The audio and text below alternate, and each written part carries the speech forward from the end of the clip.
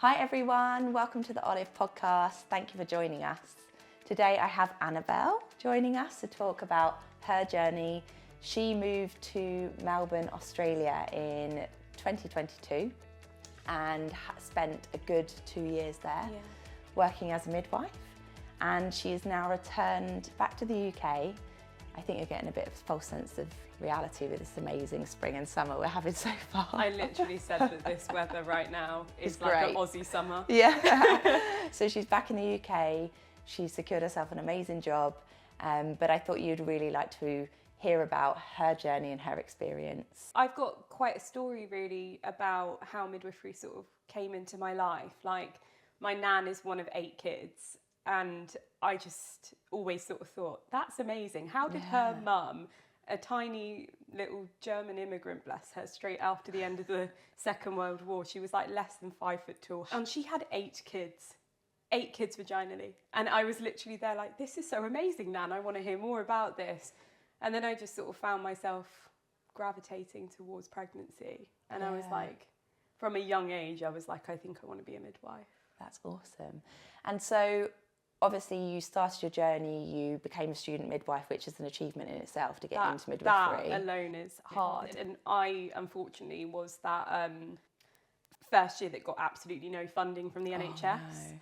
So when I applied, it was fully funded, and then it just completely, they pulled all the funding. I didn't even get like that 5k bursary that came in after I finished. I think so that was hard. Yeah, I think that shows, doesn't it, like your dedication right from the beginning. And I know we have quite a big student midwife, student nurse following. And I think that, you know, you have to be so passionate about this job to do it, even to get through the studies. The interviews, I to know. even get a place at uni. I just remember being so nervous, and like I was only 18. And I was like, this is intense, but like, I know this is what I want to do. Yeah. Okay, cool. So you obviously qualified, you started working.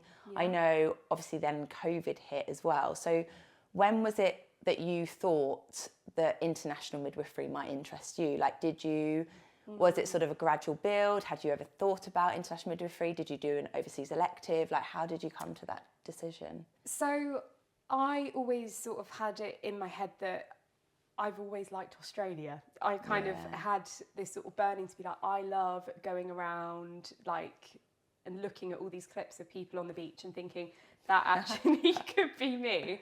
Then I ended up going to Melbourne, there's not as many beaches, but I just thought like there's got to be more to life than just this grind, and I knew that I needed like a step forward in my independence, and I just thought, this is a good idea. And one of my lecturers at uni actually was there like, we're not making you to be NHS midwives, we're making you to be a midwife, whether that be in any stream. And one of my lecturers had actually lived in Australia before. Oh, really? And she came back, but I just thought that was really interesting, that it was kind of planted into me from sort of a student thing. Is like, I don't have to work in the UK if I don't want to. I could take this career anywhere. Yeah, and I think that's definitely... It's really great that universities have that thinking, because I am really passionate at Olive about keeping practitioners practicing. So I think that if you stay in your profession and you service a population somewhere in the world, you are doing good, aren't you? You know, you're using that profession that you've paid so much money to do. You're getting paid to do it. It's allowing you to travel the world, but you're also caring for a different population. And that's so interesting, like meeting women from all different backgrounds. I just found that great, because I can't lie, like where I did go and work was where I was actually born in. It was a very like white British area with not a lot of deprivation really. And so then going and working in the West, I was like, of Melbourne, I was like, this is very interesting. This is a completely different demographic. I think that when you work in another country, whether it's Dubai or Australia, you really are going to care for a very diverse demographic, because Australia is so far from the UK. So far. So and I always get on that flight and I always forget. It's like childbirth. I literally, like, you forget how far it is, and then you get on that flight again, you're like, oh my goodness, this is so far away. But you know, the people that are going to live in that country, they often do come from closer countries to that country. So in Australia, you would care for people from Vietnam and Sudan. You'd care for people from, you'd have Aboriginal and Torres Strait Islander women, you know, people from New Zealand. Yeah, and even they bring their own cultural beliefs and also directly related to childbirth. And I think so it's so interesting to hear everyone's different kind of stories about it as well, and the different sort of threads that run through. But at the end of the day, it happens in the same way. Yeah, I know. I always try and explain to people, like, it isn't, you don't have to have a plan. All you need to do is just take the first step. And I never think that you're going to regret going, but you might regret if you don't do it. So what was it that made you think? Not going sooner. Yeah, I know. Yeah, exactly. So what was it that made you like decide to, no, I'm going to do this now? I think I'd become sort of overly comfortable in the life that I had in the UK, and I was unfortunately sort of going through quite a lot in my personal life with an abusive sort of ex-boyfriend. So I just thought, like, I can't seem to pull myself away from this really toxic situation. And I just thought, like, if I don't do it now, then I'm never going to be able to break this cycle and actually focus on me. Because I found that I was quite care fatigued in my personal life and in my work life. And I was like, I don't want to become a midwife that's sort of uncaring, and I don't want to burn myself any more than I'm already feeling burnt out. So I was like, I need a change. I mean, bit dramatic moving to Australia to get away from an ex.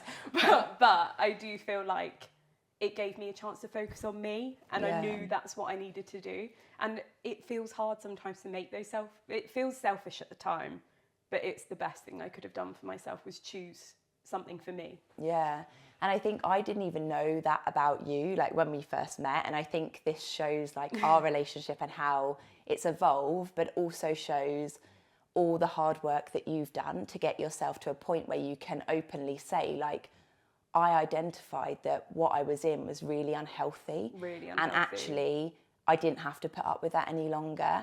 But you needed to go away and step back from it. Obviously, you chose Australia. But I know that also, you know, the self-care in Australia is on another level. Yeah. And I don't know if you found that when you got out there, you realised that people do look after themselves. They do tap into therapy and, you know, healthcare, and they tap into exercise and being outside. And I think from watching your journey, like, that has also helped you heal.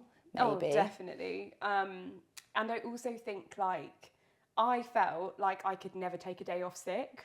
Yeah. Like, I literally felt like it was 100 questions. It was like, how sick are you? If we give you an easy day, can you still come in, and whatever. Whereas, like, if I was feeling like, actually, I'm feeling very flat today, I'm really quite exhausted, I need a day for me, like, that was not frowned upon. No. And that's actually how it should be. Yeah, they do encourage you, don't they, to take yourself care, and also if you're unwell, don't come in, you know, look after yourself. Like, we want you to be 100% on, you know, to be able to come in and care for the people in your care as well as you possibly can. Like, how can you care for other people if you're not caring for yourself? Yeah.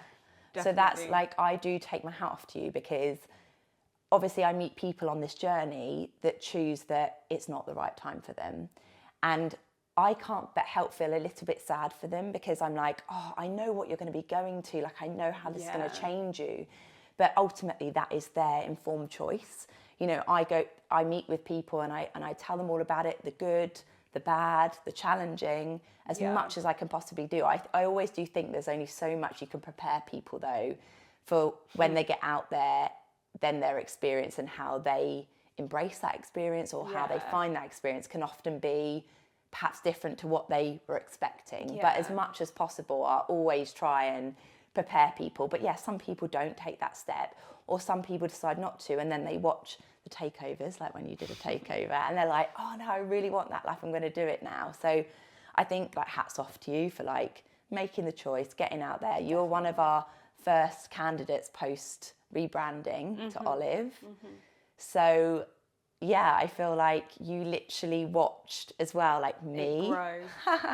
The community grow. Yeah. Yeah. And the community is so important. What did the Olive community look like for you?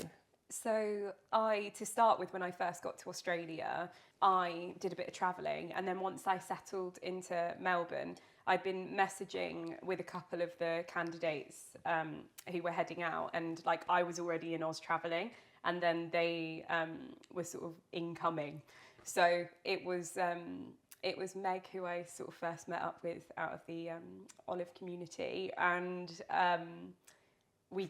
she was sending me these messages, and she was like, when I met her in person, she was like, "You're so nice. Like, I wasn't expecting you to be this nice because you're so blunt over message." That's not like you, Annabelle. I know, I am a bit blunt over message. Hands up with that. At least you reply. At least I reply. But yeah, so we met up, and I was like, "Oh, do you want to go to this like underground drum and bass rave that I found?" And she was there like, "Sure." And we went, and it was absolutely awful. Was it was not good. Oh my God, I thought you were going to be like, it was great. No, I went to so many amazing ones, but me and Meg got there was like no one there. It was like really weirdly quiet, and the music was like heavy drum and bass, like even a bit heavy for me. And we were like, we're just going to sit here on the patio. And then we just started chatting. That's so nice. And that's how it kind of started. And me and Meg quite quickly formed like a sisterhood. Like we were really each other's support network out there. And Meg was a massive integral part of my healing journey. Yeah, I think also when you decide to do something and you move to the other side of the world, I don't know if you feel the same, but I definitely felt like I was a little bit invincible. Like when I'd achieved it and I'd got there and I'd done it, and there was this sense of like, I felt really proud of myself, and you probably felt the same. You're like, right, well, if I can do that, what can I do next, you know? And I think that it gives you that motivation and that positive energy to like be able to, like when you're making new friends, you go on a blind date. It's pretty intense, isn't it? Like it's really, and you have to put yourself out there and make new friends. And I think that in itself is a challenge, let alone getting on the plane. So yeah, it's really lovely. And then obviously I've been hearing about how you and Liz are going to go off to Glastonbury next week. And Oasis. The ticket queen that is Liz. So yeah, so another one of the Olive girls, she went out to Melbourne too, and you've obviously become friends with her, and now they're both back. I even lived with her for a bit. Yeah. Liz. Obviously, there is always so much going on in Melbourne. There's always something going on. Yeah, and I think like whether it's sport, music, coffee, food, but obviously the music scene and the lifestyle was something that just really sort of matched who you are. Definitely. And like it was in the January, I'd literally just like landed. It was the first thing, and I saw that there was like this drum and bass thing going on with actually like headliners that would fill big stages in the UK in this tiny venue that was literally like max capacity 5,000. And I was like, this is wild. How are these like like Chase and Status? Really? Yeah. I saw them literally front row, and I was like, this is nuts. Like I have been in a festival setting where it has filled like a big festival stage, and I'm literally front row right now. That's crazy. And so you get like this intimate experience. It wasn't like a stuffed venue where I felt like it really was a lot in the UK, and I actually thought they were quite cheap in comparison. But I do feel like that about Melbourne. There are certainly things in Australia that are more expensive, like real estate's getting more expensive. I would say food's quite comparable. Parallel now, yeah. I would say. But activities to do, and I think whenever I ask candidates, are you financially better off? Everyone Money says yes, further. because I feel like things like that are cheaper. And then also they're often in like public outdoor areas. Yeah. So the tickets aren't as expensive to get in. I think I paid like $75 for a whole day festival that had big names. Yeah. And I was like, this just isn't, you would pay at least £75 for this, if not more. And I do think that's a massive plus. Yeah. I saw loads of people in Australia. Yeah. Because I had that extra money to do it. And I think when you're kind of like, your finances are your own and you don't have to worry about sort of too much more. I'm talking more from a single girl perspective. If I wanted to go, I'd go. Yeah, good for you.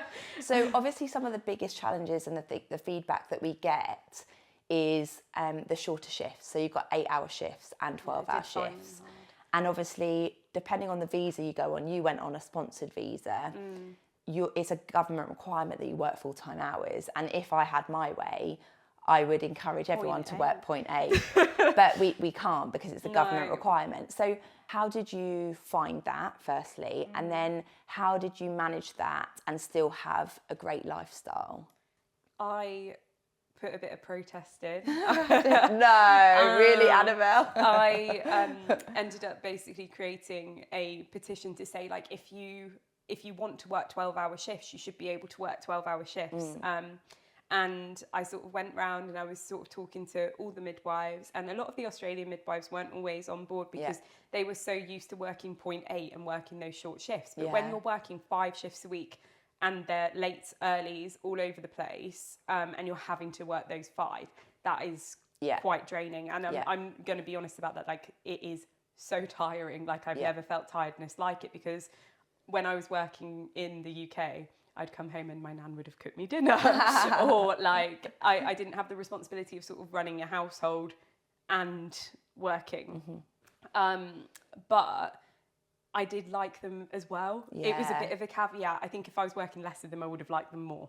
So I do understand that. But basically, I started this petition and I was like, we should be able to work what we want to work. I would much rather do 3 shifts a week than do 5. It gives me more opportunities to travel. It gives me a better work-life balance. It costs less to get into work. And I put all of this across, and actually where I worked was pretty receptive. Yeah, and I think... It did take a while, but it had to go through all the red tape, as it always does in public health systems. Yeah, it doesn't change whether in Australia or the UK. There is still, you know, all the processes. And I think that is also important because it takes into consideration everybody's opinions.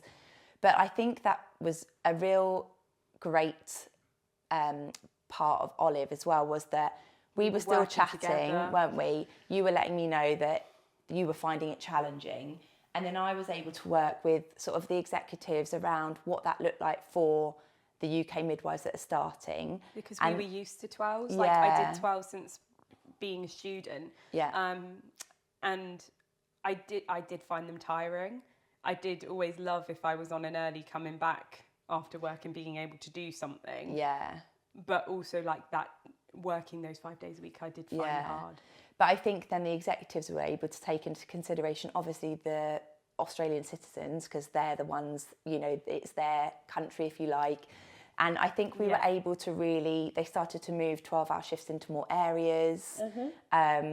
And, you know, everybody, they were able to take into consideration everybody's opinions and feelings. And now this particular hospital, who are one of my favourite hospitals to work with, they really have a great thing going on now. Like, I feel like there are more 12-hour shifts. You rotate, so sometimes you will still do the 8-hour shifts.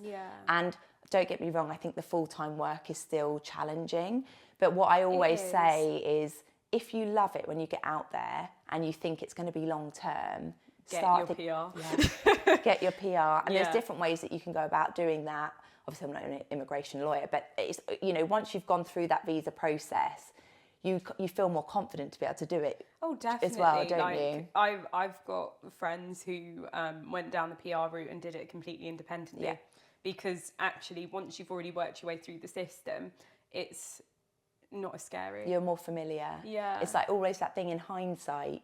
You're like, oh, I could do that again. But when you know how, it's easy, you know. So I think, and I still support people, you know, some of your friends would come to me and say, Liv, I've done this, do I need to do that first? And they've been out there for 2 years. So I'm, you know, I think that's where, like, this whole kind of collaboration is really great. With permanent residency, obviously you always said that you wanted to see out your visa. So you had a 2-year sponsored visa.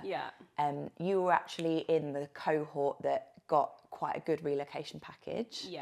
Obviously that has reduced over time because now they're so well staffed, like you were saying, that you've heard back from some of the girls that there aren't as many bank shifts and things. So I think that that's actually a really good thing, because it means now that the staffing levels are great. So what made you decide then? Were you thinking about PR?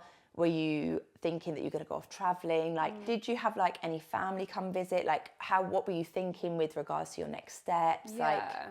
So when I was out there for the 2 years, I came home first off at the 9-month point. Yeah. And I came home and I was like, nah, I can't be living this life. I was like, I've made the right decision. I'm loving it in Australia. And it got to the end of the 3-week period and I felt burnt out. I was like, God, this many people all want to see me, because you kind of get used to living your independent life. It's quite selfish. It's quite a selfish life, and I really liked my selfish life, and it was unproblematic, and I didn't have to think about my ageing grandparents, and I didn't have to think about what my mum and dad were up to particularly. Like, I just have light-hearted catch-ups. Or tell people where you were going, or oh God, yeah, you know? like coming home and my grandparents being like, so where are you off to now? And I'm like, can I not have any privacy?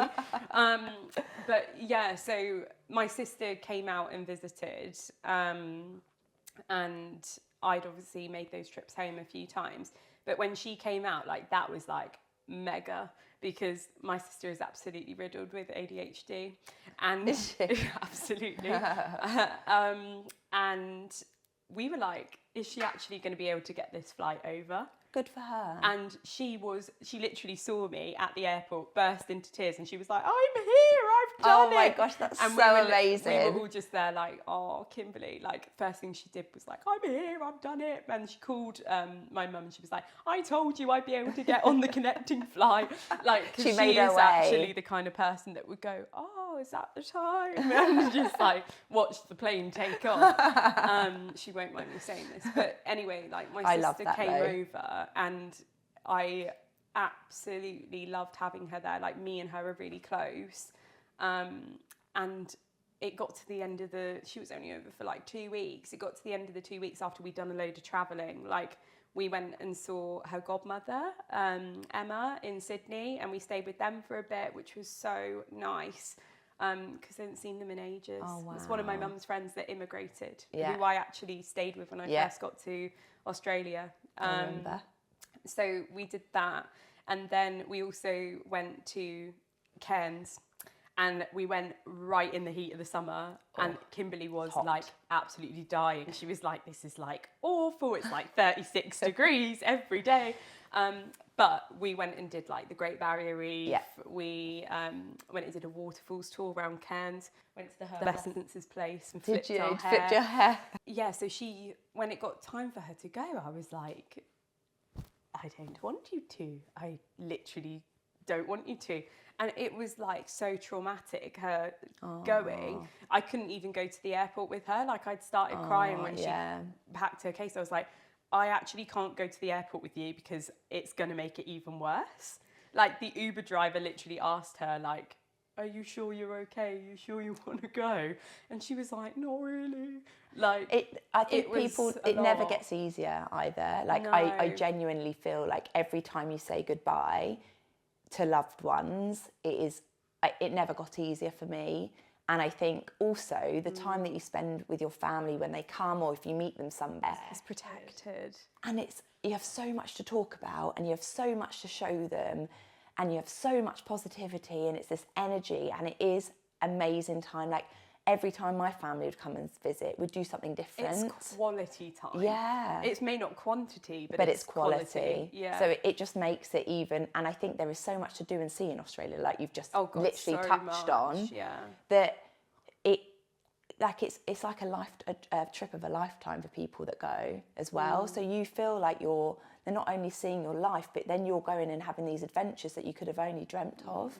Do you know where Kimberly said her favourite place was? In Melbourne? Yeah. She literally went like, everything was fantastic. I'm so glad that I saw Sydney. I'm so glad that I went to Bondi Beach. I'm so glad that we went into the Great Barrier Reef. But she was like, I felt most settled and enjoyed it the most when you were showing me around Melbourne. Yeah, well, we're Melbourne girls. Yeah, deep down. But you nearly went to Sydney. Nearly. And we had this conversation, didn't we?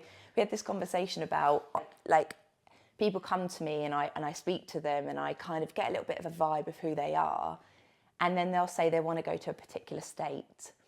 and I'll look at them and I'll think, for so many different reasons, oh, I'm just not sure that that's right for you. I don't really know you, but I know Australia. And it's about, I never like to encourage somebody to do something that they don't want to do and go to a different state that they perhaps don't like. Because if they get there and they're like, no, this isn't what I wanted, Olivia, like I wanted this, then I really care. So I'd never forgive myself. But I always knew you were a Melbourne girl. Just from everything, just your personality, you know, the things that you're into, the pace, like it's very different. Yeah, and don't get me wrong, like I loved Sydney Sydney's cool. Come and visit, but I did also think like, God, when it's grey and raining here, there isn't much to do. And that's something that just kept popping into my head. Yeah. Like, because Sydney was the first place that I went in Australia. It's where I landed into. What I mean. You stayed with Emma, didn't you? So and I stayed with Emma, and I did think to myself, like, amazing, bucket list opportunities. Wow, I've just hopped on a ferry and seen all the landmarks, the Opera House and the bridge, and like I did think this is Australia, but Australia has so much more to give. Like I travelled the East Coast, and another place that I love is the Gold Coast. Yeah. Absolutely love the Gold Coast. But I just couldn't see myself living in Sydney. I know. And I'm so glad that I didn't, because the first thing I said was, I'm going to move to Sydney in Australia because I've got a family close family friend relation there. And I'm glad that I didn't. I'm glad that I took your word, because I don't think I would have had half as much of a good time. Yeah, I think that Sydney suits some people. Like if somebody is all they're about is the beach life, and I put them in Melbourne, they'd probably, like Melbourne's got great beaches, but it's on the bay in the city, isn't it? So it's not the same. I mean, there's some beautiful beaches around Melbourne on sort of the Great Ocean Road that are absolutely stunning. And even, to be honest, the beaches that you would say are maybe a bit crappier are still so much nicer. I mean, you can't ever say that any beach in Australia is bad. It's actually not. And I think the beauty of Melbourne, though, is that it doesn't really get too busy on those beaches either, because people are quite spread. Whereas if you went to like Bondi or Bournemouth Beach or Bondi, on a good day, we'll compare them both. It'd be quite busy. But yeah, so okay, we digress. Beach life, guys, and where to live. But so when your sister left and she went home, what happened then? It started sowing the seeds of I need to come home. And she was telling me more and more about my grandparents who were in deteriorating health, more so my granddad. And I was just like, this is a lot of pressure for her. On her and own. It's a lot of pressure for me, because when I'm being told, oh, your granddad's had a fall, or Nan had a funny turn the other night, and it just kept weighing really quite heavy with me, because like my grandparents had such an integral part in the raising of me and supported me so much, especially during COVID, and I started feeling like I love it here, but there's no place like home sometimes. Yeah, and I think, did you also feel like, because obviously there's grandparents' visas now that you can bring your grandparents out on once they're retired, and they can stay for 6 months of the year and things.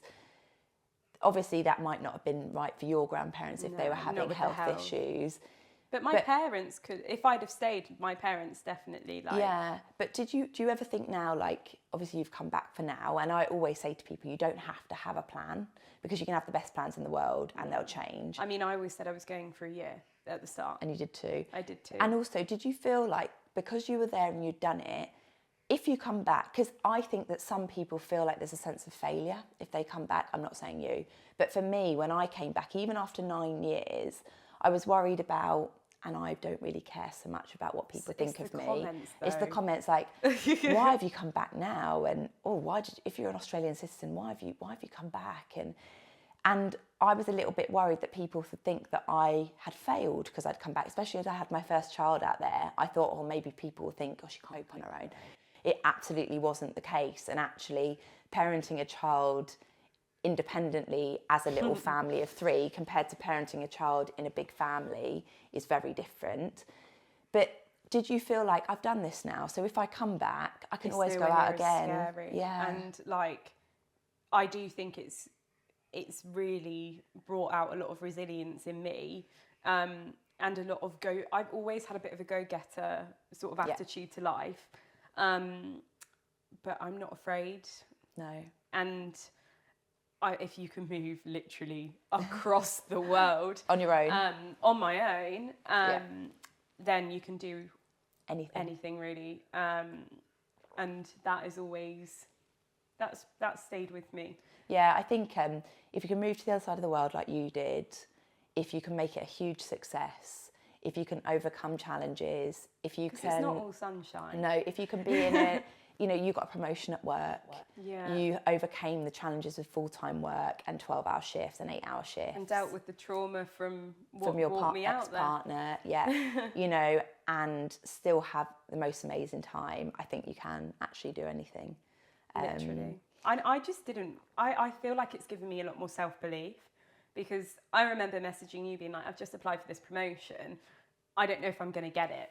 And I already knew. You were literally there like, just give it your all at the interview. Like, what is there to lose? You don't get it. And I was like, true. Yeah. And then I got it.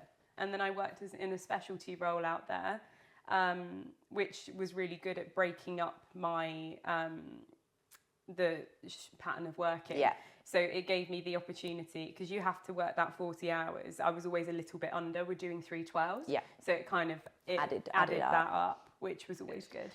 So before we get on to the final part so far of your journey, because I honestly feel like this is just the beginning for you. Yeah. Like, I feel like when I picked you up from the station, like you do just bring so much. I can feel you're content. Like, I do feel content. You know, and then she mentioned boyfriend and things. Anyway, but with midwifery, how did you find it? Like, what was the transition like? How did you navigate that for 2 years to a place where you got a promotion? Because I know as well, like, midwifery, it is different in Australia. Like, we always place into places where it can be as close to what you know, but it is different. So what was your experience of that? At the start, I was kicking and screaming. But I think you settle into it. And I think you kind of have to accept that things are different. And like, I found that they were always looking for something wrong. Yeah. Whereas I feel like in the NHS, it's kind of more of a watch and wait. Like, they do observations on like all babies. Lots of They obs. do literally all the time. Like, they do 1 hour, 2 hour, 3 hour, 4, even on the low risk babies. And then you do one a shift. And I was just like, that's interesting, because you just do one set at the hour. Do you know, I remember you messaged me and said, Olivia, it's mandatory to bath babies before discharge. Do you remember? And I was like, because I always say to people, like, one of my little things is, you're fresh eyes. You're going into a new organisation. People aren't going to know who you are. No. You're going to have to network. You're going to have to show your skill. And people are going to ask more questions of you, 100%. It would be the same if you moved trust here, and we could talk about that coming back, you know.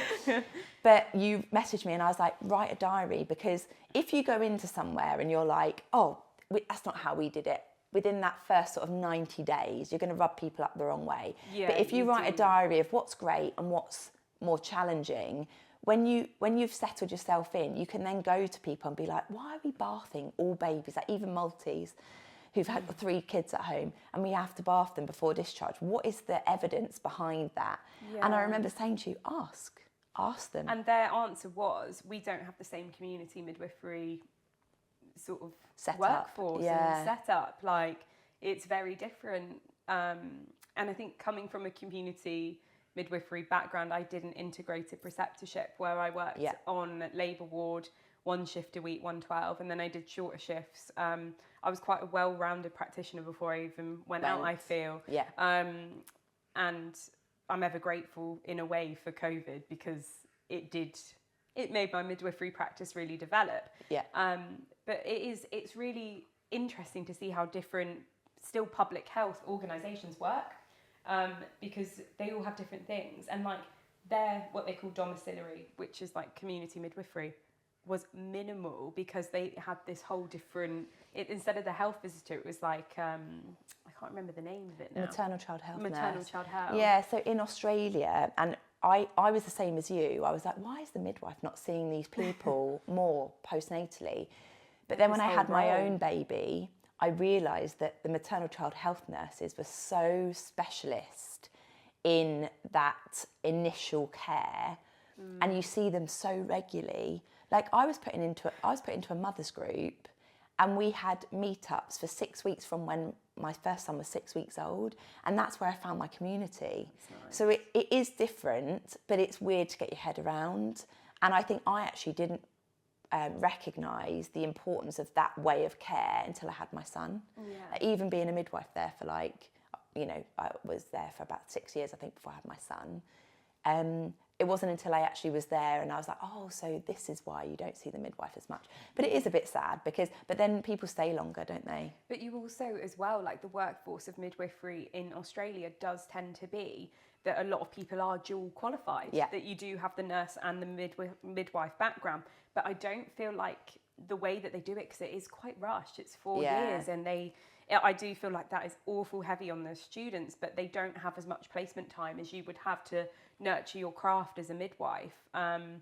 So you do find that the newly qualified nurse midwives that have been trained in Australia do sometimes need more support at creating the basis of their practice, and the clinical skills need help with it. But then there's a lot of specialty roles that are available to help people as well. Yeah. So another question I get asked a lot is, can I go straight from when I qualify? And I think you touched on that in that message where you said you're a well-rounded midwife. And I try and advise people that you need to be settled and confident in your skills and ability. Because it's really hard when you first get out there if you don't...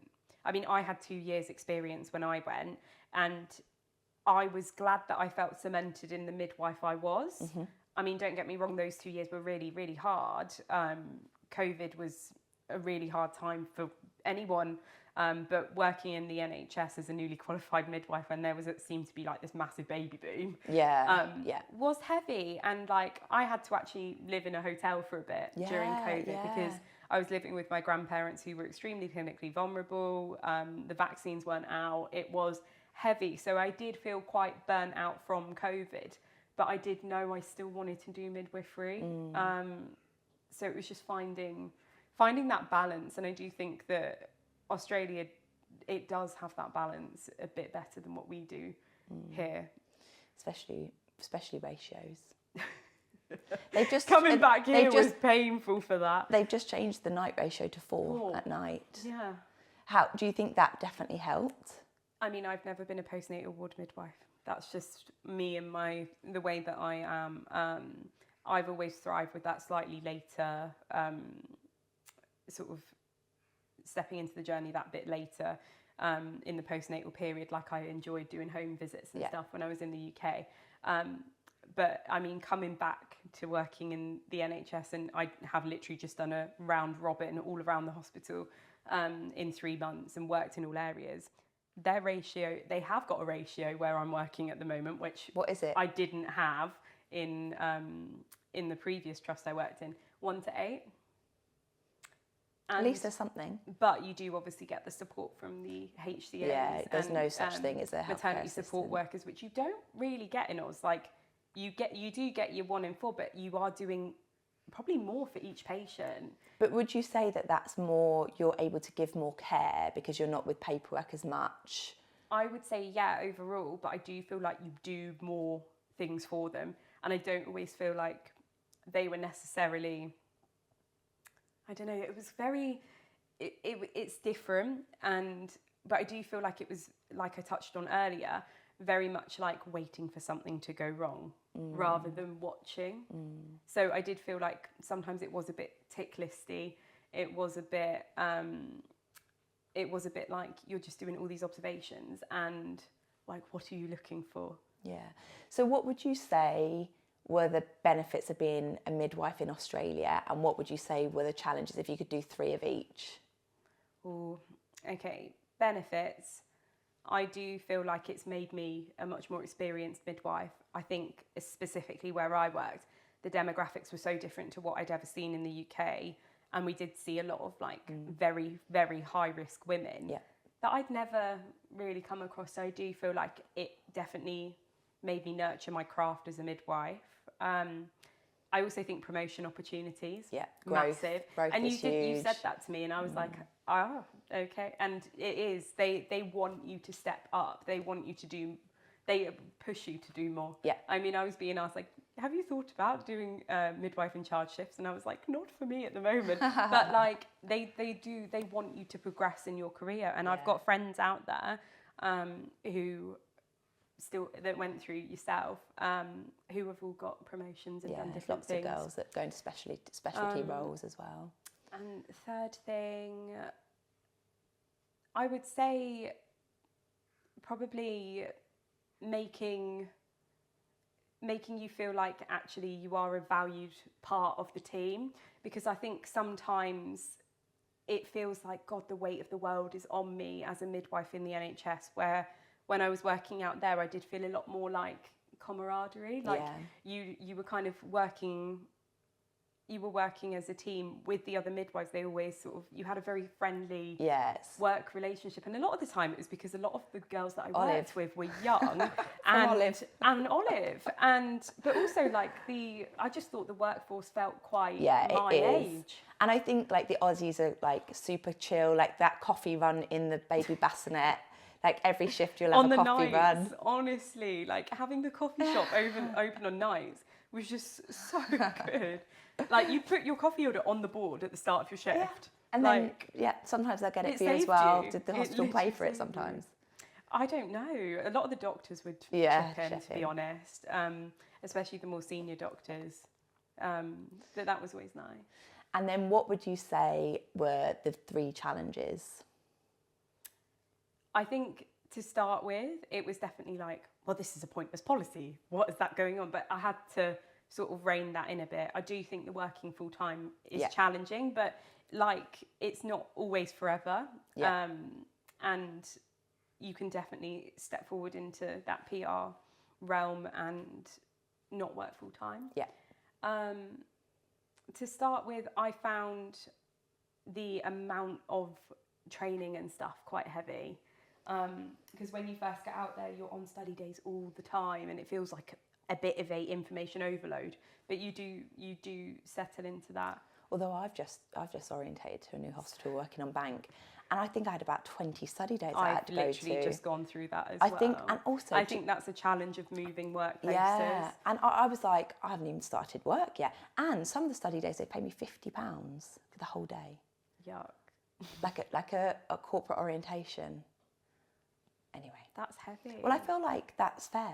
Like I feel like everything you said is fair, and I would say the same. So you're back, you made the choice to come back and be with your sister and your grandparents, and you've got yourself an amazing job that you're kind of 3 months into now. What's next? Like, not the plan, but where do you see Annabelle in the next year? Like, I'm just excited now. I feel like I have had my adventure. I went travelling all over. On my way back from Australia, I did Asia. So I think when I came back to the UK in December, I was quite excited for a cold winter. Were you? Yeah. And I've had a lot of big life changes since I've come back. Like, I've now got a boyfriend, which if anybody knew me while I was in Melbourne, I was like the ice queen. Like, I was not getting a boyfriend. She's softened. I have softened. But yeah, there's so much opportunity for me now. Like, I'm so excited to be working in a home birth team. Yeah. That is something that I always saw myself doing, but maybe didn't have the guts in my own practice to do. And I think I've seen really high risk, so I'm ready for some low risk. Yeah. And I'm just looking forward to spending more time with my family. And because I do love them to bits, and my mum and dad are living in Scotland, So they're coming down this weekend and stuff. So it's nice to be able to spend that time. And also, like, the fact that I used to whinge at my parents being like, you live in Scotland, that's so far away, and then went to Australia. But I'm looking forward to the future. And I do think it's a challenge when you first come back of thinking, well, God, I've walked away from this life that I had, and I felt so comfortable in myself, and I really got to know myself. But actually, like, stepping back into my old life, but having clear boundaries now with what I want from life, has definitely been probably due to me really working on myself. Yeah, and I think also just that slightly more chilled outlook on things. Like, that it doesn't need to be highly strung. No. You don't need to be in 12 different places. You don't have to have 12 different plans. You can just be, and I think that's just so powerful in itself. Yeah. Enjoy your life. Yeah, and it's your life, and like, I just knew I had to make that jump and go, and I really still think it's one of the best things I could have done for me, and I needed to do it. Yeah. Good for you. So we've come to the end of our podcast with Annabelle, but as always, we're going to ask you for your top 3 recommendations of either places to go, things to see in Melbourne, Victoria. What would you say? Oh, just in Melbourne. I would say there's nothing like walking along the Yarra. I know, in so beautiful pretty. weather. There's so many cool places to go for drinks along the Yarra, food along the Yarra. Like, I just think it's just the place to be on a nice sunny day. I love it. And I have to say Footscray. Do you? You love Footscray, don't you? Because it's where I lived. And it's a little bit rough around the edges, but you have got some absolutely amazing Vietnamese culture there. Like, the Vietnamese food, I miss banh mi's every day. Like, I miss them so much. Like, I think we need to get some brought over. Someone send us some banh mi's, please. literally, because I bought a banh mi in London the other day, and it was 12 Great British pounds, and I used to pay $7 for my banh mi, and it was better. My $7 banh mi was better. So they're like these Vietnamese rolls, and they've got like this weird pate, and I'm still not sure what it is. Maybe just don't ask. It tastes great with like hoisin sauce. You can have like pork crackling in it. You can have tofu. You can have chicken, you can have barbecue pork, like all these different things, and then they put like lots of fresh like veggies and coriander and stuff. Oh God, Yum. so good. And also Footscray is where the Olive apartment is, but you never went to the Olive apartment, did No, you? because I was you were sorted. Okay, so Yarra, walks, banh mi in Footscray. Definitely. Third place. I would say you have to do the Great Ocean Road. Yeah. You have to. It is so beautiful. And I want to add so much more about in Australia in general, because having travelled the East Coast, I've got so many amazing recommendations. Go on then, where would you go? I definitely would see the wonders. I learned how to scuba dive on the Great Barrier Reef. Like, that is You're just showing amazing. off now. I can insert my really cool picture. But the Great Barrier Reef is definitely a got to do it. I do think Sydney is like one of those like, oh my God, the Opera House. Moments. Wow, like yeah. Bondi Beach, like it's vast. Yeah, it's massive. Vast. Yeah. So I do think that's up there. But I think you've just got to also find those little tiny areas along the East Coast. Like, I went to this really sleepy little town called Agnes Waters, and I just had like the most amazing hippy dippy time there. Did you? I spent like 48 hours of just like chill, and I need to go there. it was beautiful, and the beaches were quiet. There was literally like no one there, and I saw bioluminescent algae. Have you ever seen that? No. You clap the water and it was like blue sparkles. So you flipped your hair, you've had blue sparkles in the sky. I do think what more could you want? Very Really? good. Finally, your one piece of advice for anybody thinking about taking the leap, going to Australia. I would say, honestly, like, just find it in you to make that leap, because it doesn't have to be forever. And I'm proof of that, is that I had the most amazing 2 years there, did the most amazing things that I never would have done if I hadn't have gone. Like, you've just got to believe in yourself and do it. And don't listen to too many external factors, because you'll never go. Yeah, You've got to do 100%. it. You do. Okay, thank you so much. Like, honestly, thank you for your time. Thank you for being such a huge support of like me and Olive, because whenever I reach out to you and I'm like, hey, I've got this idea, you're like, sure, Liv, I'll be there. And like, I genuinely can't thank you for your support. And thanks for coming to my home. Well, thank you for finding me my job. None of it would have been well, you got your possible job because without you did the interview. But no, this community and the relationships that I build just through Olive and my business is... I would never have had the friendship group that I had out there if it wasn't for Olive. Like, I just can't imagine my time in Australia without Meg and Liz, and like, I'm going to do a special mention for Avril because I knew her before, Avril. but getting her to she was a come referral. out, She's the dream, and she's there. She's fallen in love. Yeah, they all keep falling in love. I know. That's me now. All right. Thank you. Bye, everyone. Bye.